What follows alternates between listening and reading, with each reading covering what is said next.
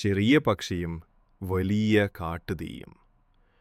ഒരു മനോഹരമായ കാട്ടിൽ എല്ലാ മൃഗങ്ങളും സന്തോഷത്തോടെ ജീവിച്ചിരുന്നു.